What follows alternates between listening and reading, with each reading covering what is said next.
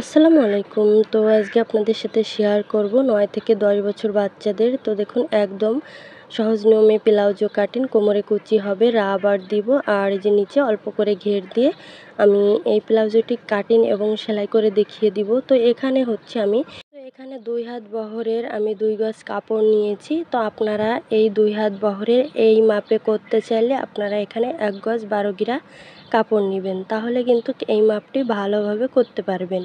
তো এখানে আমি হচ্ছে 4 গিরা কাপড় বেশি নিয়েছি। তো এখন আমি যে যতটুকু প্রয়োজন নিব আর বাকিটা আমার প্রয়োজন নয় সেটা আমি কেটে রাখবো।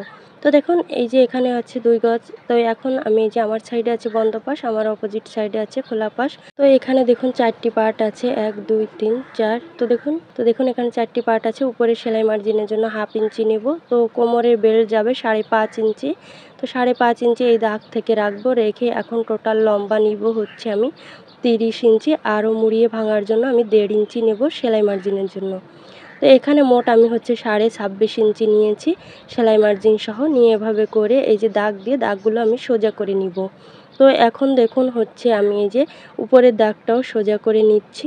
তো এখন দেখুন আমি হচ্ছে এই যে নিচের বন্ধ সাইড থেকে হচ্ছে পায়ের মোহরিটা নেব। তো পায়ের মোহরি 11 ইঞ্চি, 11-র অর্ধেক 5.5 ইঞ্চি, আরও 1 ইঞ্চি নেব সেলাই মার্জিনের জন্য। এরপর হাইয়ের মাপ আপনারা কি হিসেবে নেবেন, তো আপনাদের লম্বা যা থাকবে, যেহেতু ছোট বাচ্চা আমি এখানে 3 দিয়ে ভাগ দিব, তাহলে এখানে হয় হচ্ছে 10 ইঞ্চি। তো দেখুন আমি এই যে কোমর পটির জন্য 5.5 ইঞ্চি নিয়েছিলাম। তো এই দাগ থেকে 5.5 ইঞ্চি আমি উপরে রাখবো। রেখে এখন আমি এই যে 10 ইঞ্চিতে দাগ দিব। দেওয়ার পরে যেহেতু বাচ্চা, এখানে আমি একটা মোটা যে হেলদি বাচ্চার জন্য করব। তো এখান থেকে হচ্ছে আমি দেখুন এই যে 3 ইঞ্চি নেব হচ্ছে বেশি, আরও আমি 1/2 ইঞ্চি নেব সেলাই মার্জিনের জন্য। তাহলে এখানে মোট আমি 13.5 ইঞ্চি নিব। তো এখন দেখুন আমি এটা যার জন্য করতেছি, তো তার হিপের মাপ এখানে অ্যাড করতে হবে। তো আমি যার জন্য করতেছি, তো তার হিপ হচ্ছে 30। তো 30-এ 4 ভাগের 1 ভাগে এখানে নিতে হবে, তাহলে হচ্ছে 7.5 ইঞ্চি। আরও হচ্ছে আমি অবশ্যই 2 ইঞ্চি বেশি নিতে হবে। এটি সব ক্ষেত্রে এই যে আপনাদের হিপ যা থাকবে, তো তার 4 ভাগের 1 ভাগ নেওয়ার পরে আরও অবশ্যই 2 ইঞ্চি বেশি নেবেন। তো তারপরে আপনারা অবশ্যই 3 ইঞ্চি বাড়িয়ে নিতে হবে। তো তার নিচে নিলে কিন্তু এই যে টাইট হয়ে যাবে। তো আমি এখানে দেখুন এই দাগ থেকে মোট আমি 4.5 ইঞ্চিতে দাগ দিব। দেওয়ার পরে আমি ভিতরে 1.5 ইঞ্চিতে দাগ দিয়ে দাগটি এভাবে করে এই যে সোজা করে নিয়েছি।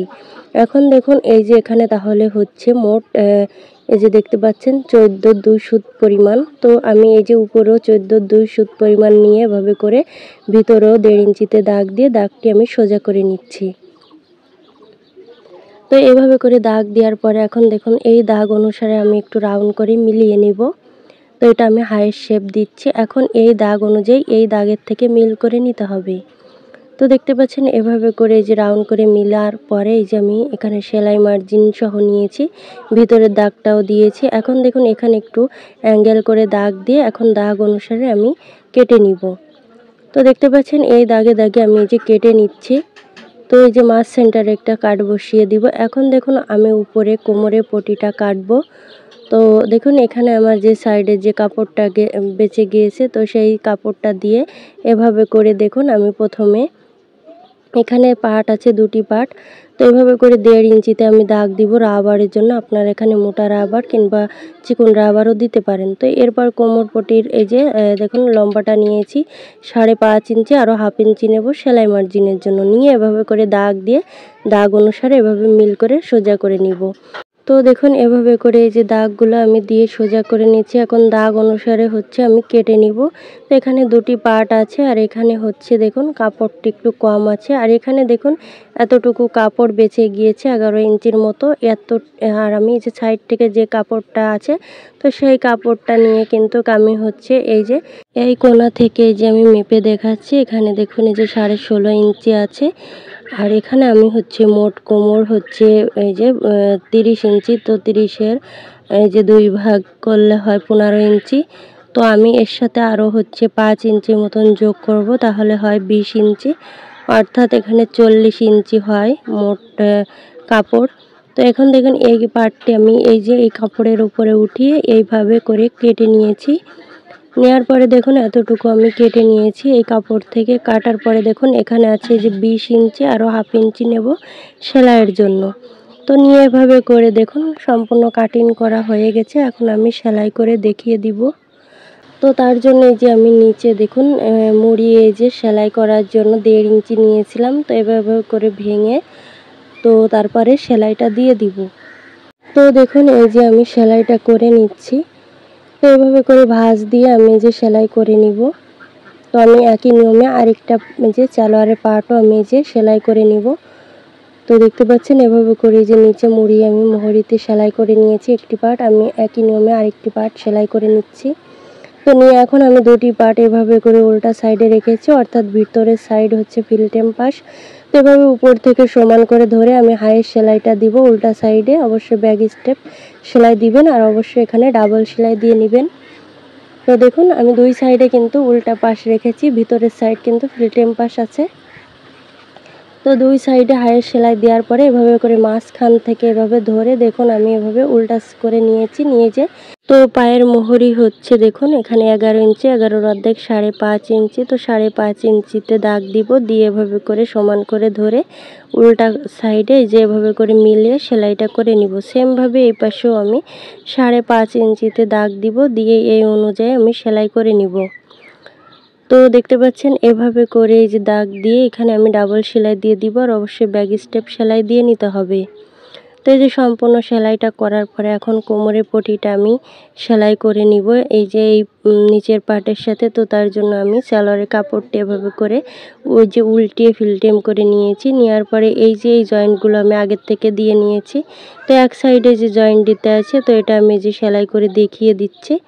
তো দেখতে পাচ্ছেন আমি যে আরেকটা সাইডে ওই যে সেলাই করে, তো দেখতে পাচ্ছেন এখানে আপনারা ডাবল সেলাইও দিয়ে নিতে পারেন। এখন এই যে এভাবে করে ভাঁজ দিয়ে কিছু চিহ্ন করে নিব মাছ পয়েন্টে, 4টি পার্টে এই যে এভাবে করে চিহ্ন করে নিয়েছি। তো দেখুন এখন এই যে এখানে আমি 1.5 ইঞ্চি নিয়েছিলাম এই যে রাবারের জন্য। তো তার জন্য আমি এখানে 1.5 ইঞ্চিতে দাগ দিয়েছি, 1/2 ইঞ্চিতে। আর এই যে দেখুন মাঝখানে আমি এতটুকু গ্যাপ রাখবো, এখানে এই চিহ্নগুলো দিয়ে নিয়েছি। তো দেখুন এভাবে করে এই যে চিহ্ন দেওয়ার পরে এখানে আমি রাবারের জন্য এখানে আমি যে ব্যাক স্টেপ সেলাই দিয়ে নিব। আর এখানে কিন্তু অতটুকু আমি গ্যাপ রাখবো, যেহেতু আমি রাবার ঢুকানোর ঘর যে ওইখান থেকে ঢুকাতে হবে।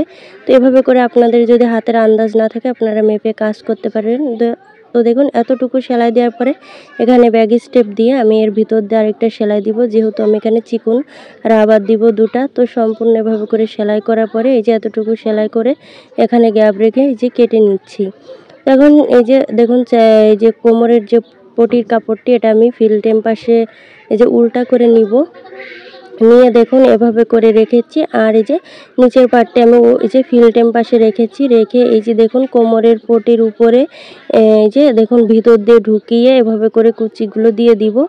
তো দেখুন কিছু কুচি দিব এভাবে করে যে চিহ্নগুলো দিয়ে নিয়েছিলাম। তো সেই চিহ্ন অনুসারে এভাবে করে এই যে কুচিগুলো দিয়ে নিচ্ছি। তো দেখতে পাচ্ছেন এভাবে করে যে মিল করে সম্পূর্ণ কুচিগুলো দিয়ে দিব। আপনারা চাইলে আগে থেকে কুচিগুলো করে নিতে পারেন। এখানে এই যে আমি ডাবল সেলাই দিয়ে দিচ্ছি। তো এখানে অবশ্যই ডাবল সেলাই দিয়ে দিবেন সম্পূর্ণ। এই যে দেখুন সেলাই করা হয়ে গেছে। আর এখানে আমি রাবার নিয়েছি, রাবারটা হচ্ছে আমি এখানে 15 ইঞ্চির মতন রাবার নিয়েছি দুটা, এটা আমি পরে ভরে নিব। তো তারপর আমি যে দেখিয়ে দিচ্ছি, দেখুন এখানে আমি দুটা রাবার এই যে 15 ইঞ্চি করে নিয়েছি। তো আজ এই পর্যন্ত, নেক্সট অন্য কোনো ভিডিও নিয়ে আবার চলে আসবো। তো সবাই ভালো থাকবেন, আমার জন্য দোয়া করবেন। আল্লাহ হাফেজ।